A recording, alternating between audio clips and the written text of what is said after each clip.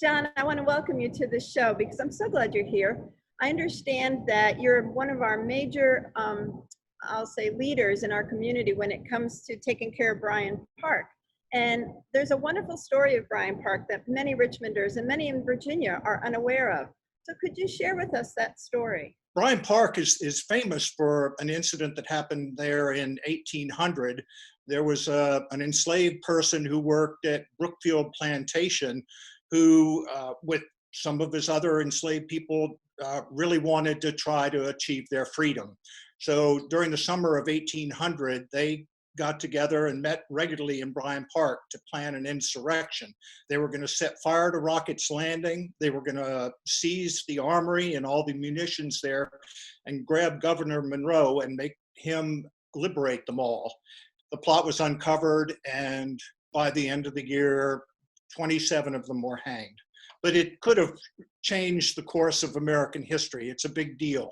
It is, it is. Just to be real quick, Bryan Park played a role in the Civil War. They had built the final ring of fortifications around there, so you can still see in the old maps where the fortifications were. It actually is 250 plus years old.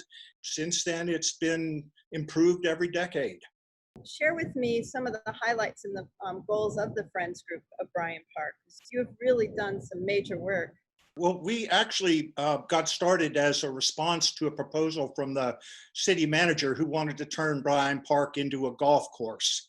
And, you know, Bryan Park had fallen on hard times and he was looking for revenue producers, but most of us felt like it was too important as a natural resource, you know, ponds and beautiful grassy areas and thick woods in the back and, you know, a lot of wildlife that some people don't recognize. And so we banded together and formed a nonprofit dedicated to protecting and improving Bryan Park. Yes, I love it. And I love how you are weaving, you know, this Friends group is weaving the community into Bryan Park. I also understand you've brought in some corporate groups to help as well. So you've hit every facet of our community. We really are standing on their shoulders, and they've helped plant trees, and we planted 50 trees last year. We planted 50 more trees this year.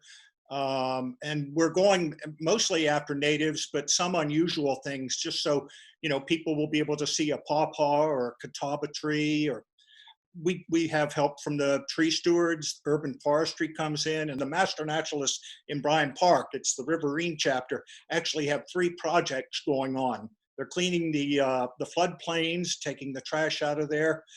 They're trying to cut back on the invasives, which are basically strangling all the native plants. And then they're doing this wonderful project up at the Nature Center with the native plants and pollinator garden. It's a place where a kid can become a kid, but also where gardeners can explore too. I thank you. And I'd like to now segue this over to Sheryl so we can learn more about, you know, the Nature Center and the plantings that are there that kids can explore as well. Great, great. I hope we'll see you in the park soon. Thank you, John. Okay. Thank you. And here we have Sheryl Smith with the Master Naturalists. And I understand, Sheryl, that the Master Naturalists have installed a pollinator garden over at the Nature Center in Bryan Park. Can you suggest some family activities in the garden? Sure, yeah. Even if you don't know anything about plants at all yourself, you can bring kids to the garden and you can say things like, who can find a white flower? Who can find a flower that has 5 petals? Because it's often harder to find the bugs, which is what makes the garden sometimes more interesting to kids. But still, even if you don't know anything about the structure of plants or botany or gardening, you can still work with the children to do something fun and creative. Wouldn't it be fun if they found some insects that they could then, you know, show their parents? Oh, we've had that happen. We've been working in the garden and we found a monarch chrysalis, and they are so beautiful. And there was a family walking by, and we're like, "Hey, come on in and look at this." That was really fun. That sounds like a great goal for the garden. What are some of the other goals for the garden? For me, the main goal of the garden is to actually recreate a very tiny functioning ecosystem, meaning that we have food for caterpillars, we have food for butterflies. And people often don't think about having food for both. They plant a pollinator garden and they think, oh, it's great, I have butterflies in my garden, but they're not feeding caterpillars. So by planting a variety of different species, we have a large variety of plants, we're encouraging more and more different kinds of caterpillars to come, and we are allowing them to eat our plants. We don't want anything completely decimated, but if we don't have caterpillars eating the plants, we will not have butterflies. Why, though, do we truly have to just focus on native plants? I know there's some butterflies that'll make a chrysalis elsewhere, people will say.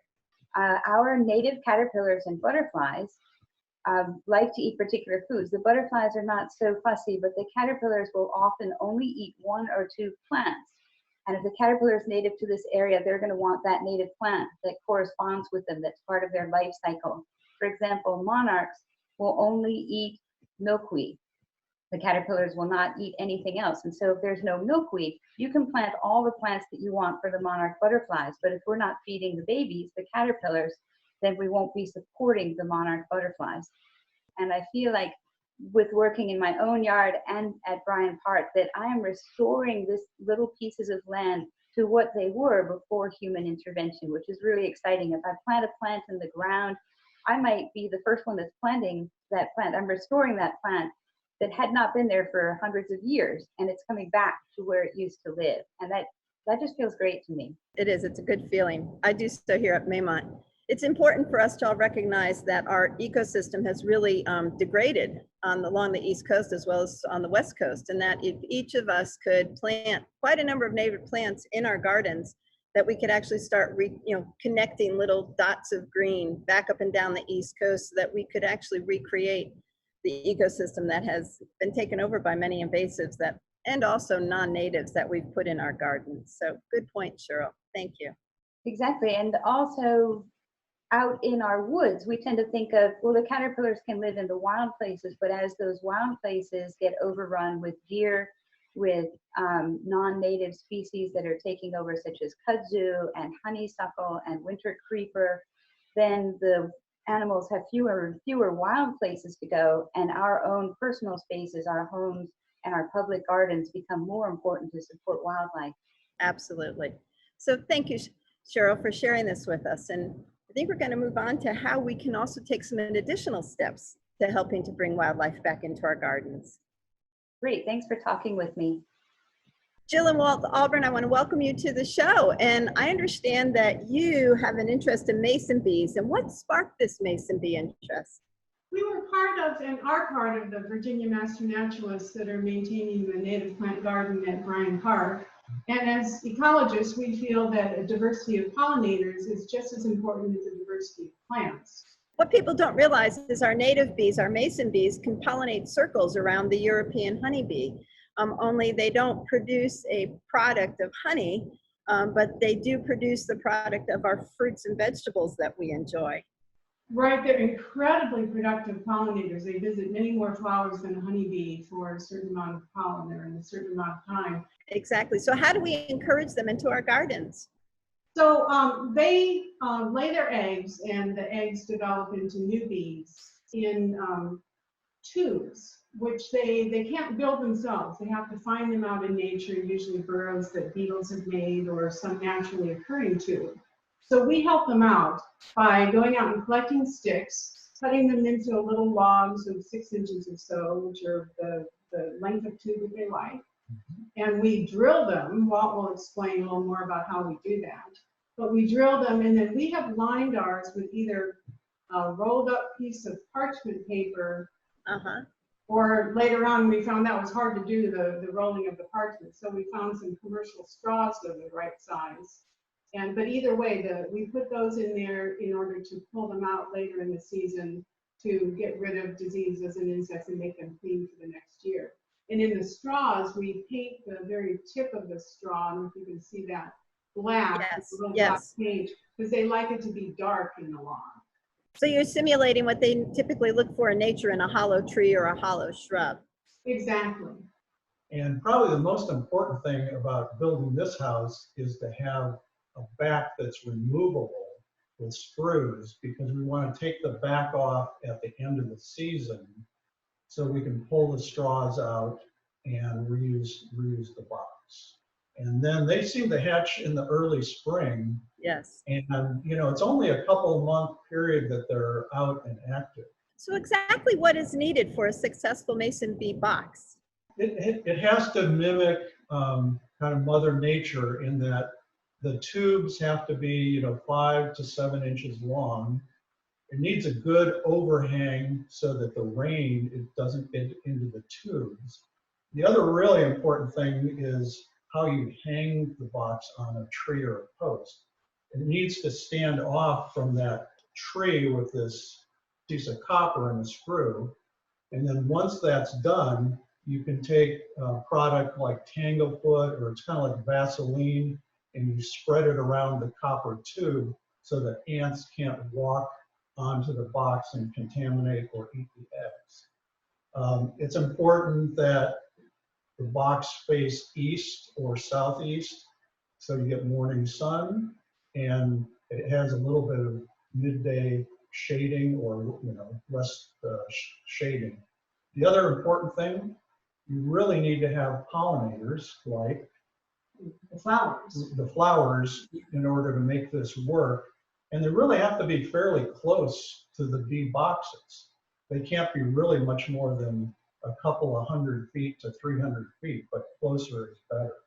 Because they make thousands of trips to these flowers to get enough food to fill all those tubes for the larvae to eat and grow. It's pretty amazing just to watch these bees go back and forth hundreds of times to flowers and do the job of recreating life for the next round of mason bees. Plus, you need nearby water because they make little mud that they pack between the cells of eggs. So you've got to have a source of water or mud. And that's why they're called mason bees. They're little stone masons. Yes, they're little builders. Yes. Yeah. Real builders. Well, I thank you for this information so that we can all be successful in not in the building of the box, but the placement of the box, and to make sure we have the components that we need. That these boxes need to go in the garden, not beside the garden, around the corner, in the backyard, but in the garden. So thank you. Thank you for sharing this information, and thanks for being on the show. Thank you. Thank you.